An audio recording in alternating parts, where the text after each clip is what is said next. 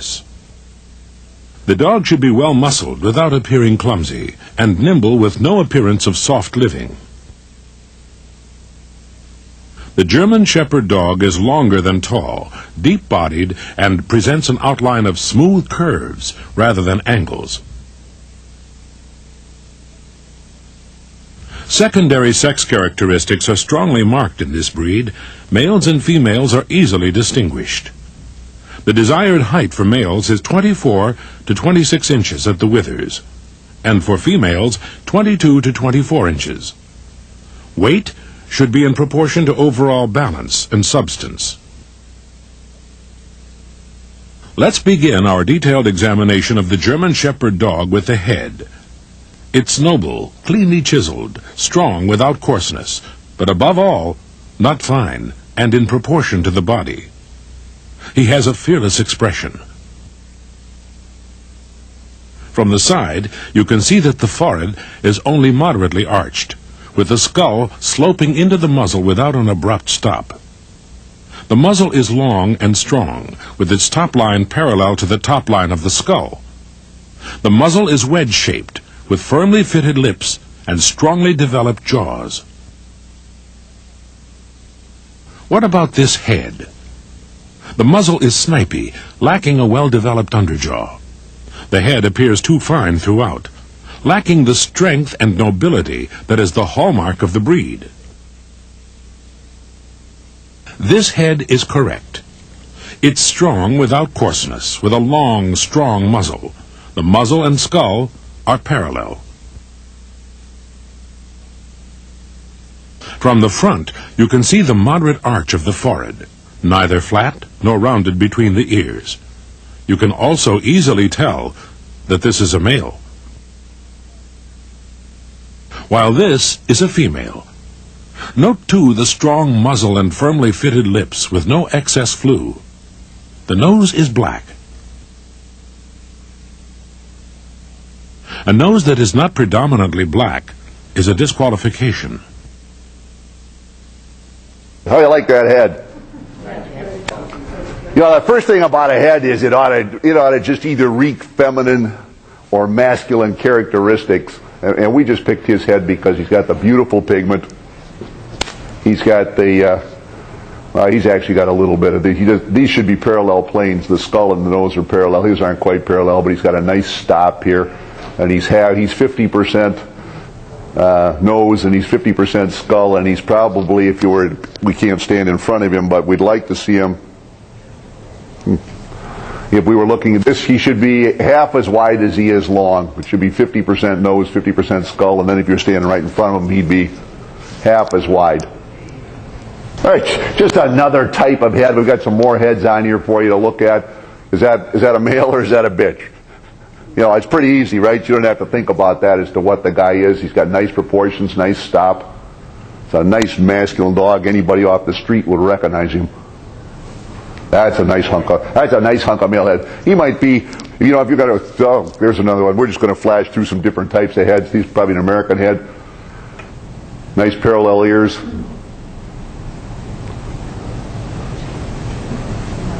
What do you think? What is that? That looks like a bitch, you bet. A bitch or a bad male. There's a nice feminine head, nice dark eyes.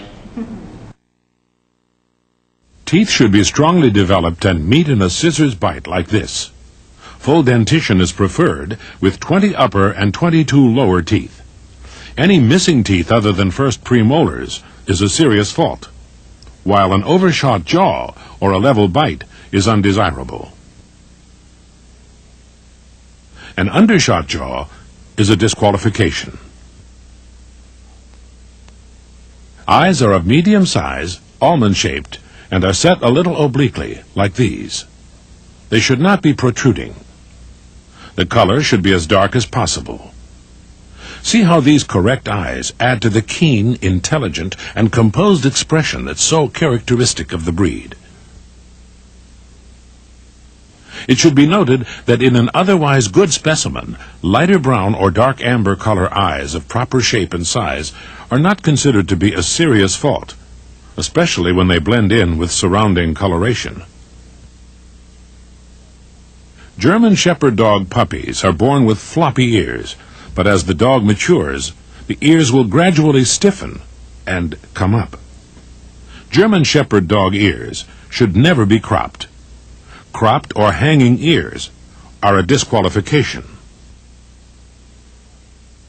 The ears are moderately pointed, in proportion to the skull, and are carried erect when the dog is at attention. They are open toward the front. This dog's ideal ear carriage is such that the center lines of the ears are parallel to each other and perpendicular to the ground. This is an example of faulty ear carriage. In an otherwise good specimen, minor imperfections in ear carriage are not considered to be a serious fault. Remember that cropped ears are a disqualification, as are hanging ears. Now let's discuss the German Shepherd's neck and body. The neck is strong and muscular, clean cut, and relatively long. There should be no loose folds of skin. Normal head carriage for the German Shepherd dog is forward rather than up, with head carried only a little higher than the withers, especially when the dog is in motion.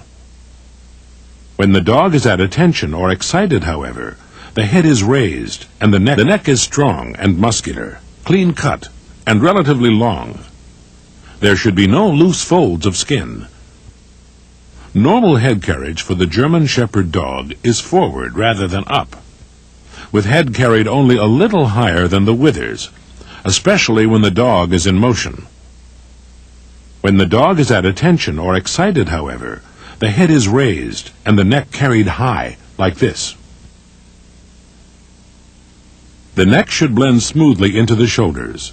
The shoulder blades are long and obliquely angled at approximately 45 degrees, meeting the upper arm at about a 90-degree angle. Both upper arm and shoulder blades should be near equal in length and well muscled. This dog appears straight in shoulder and upper arm. This will prevent proper reach. From the front, you can see that the shoulder blades are laid on flat and are not bulging or overdone.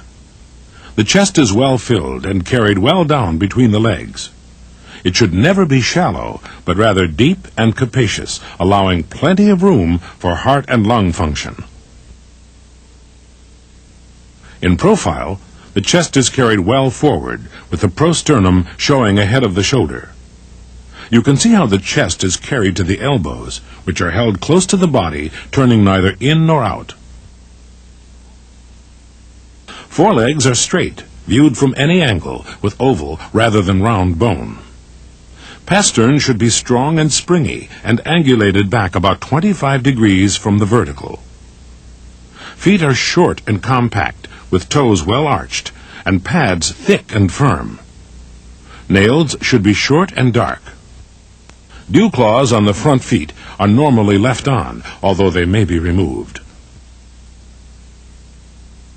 As mentioned earlier, the German Shepherd dog's body is longer than tall. The most desirable proportion, measured from point of chest to the rear edge of the pelvis and from withers to ground, is in a ratio of 10 to 8.5. This dog's body is close to that ideal. See how the whole structure of the body gives an impression of depth and solidity without being coarse or heavy. The withers should be higher than and sloping into the back, which is straight and level. The underline is only moderately tucked up in the loin, with the abdomen firmly held. This dog's roached back is not correct. This dog is too long in body and has a weak, sagging top line. This dog's back is firm and level. The ribs are well sprung and long, not barrel-shaped nor too flat. Remember that while the German Shepherd dog's body is long, the back itself is relatively short. The desired overall length is achieved by length of a well-angled forequarter and length of withers and hindquarter. Ribbing is carried well back so that the loin is relatively short, muscular, broad, and strong. Undue length of loin is undesirable. See how the croup is long and gradually slopes to the set-on of the tail. The tail is bushy and set smoothly into the croup. It's set low and hangs in a slight curve like a saber when the dog is at rest. In motion, the curve of the tail is accentuated but should never be carried above a vertical line. As for length, the last vertebrae of the tail should reach at least to the hock joint.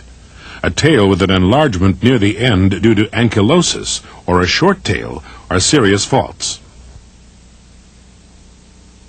Any dog with a docked tail must be disqualified. Many German Shepherd dog tails have a slight hook at the end, often carried to one side. This should be faulted only to the extent that it mars the overall appearance of the dog. Hindquarters are characterized by broad, well-muscled thighs. The upper and lower thighs should be nearly equal in length, and form as nearly as possible a right angle, matching the angulation of the forequarters. What about this dog? He appears too straight in the rear. The desired symmetry and balance of the German Shepherd dog is not apparent. Overangulation of the hindquarters is also faulty. This dog's hindquarters are correctly angulated, matching the angulation of the forequarters. Note again the breadth and muscling of upper and lower thighs. Hocks are short, strong, and well articulated. From the rear, you can sense the powerful drive of the rear assembly. See how the hocks are parallel, turning neither in nor out. Like the front feet, rear feet are short, compact, and well arched, with thick, firm pads. Dew claws should be removed on the rear feet.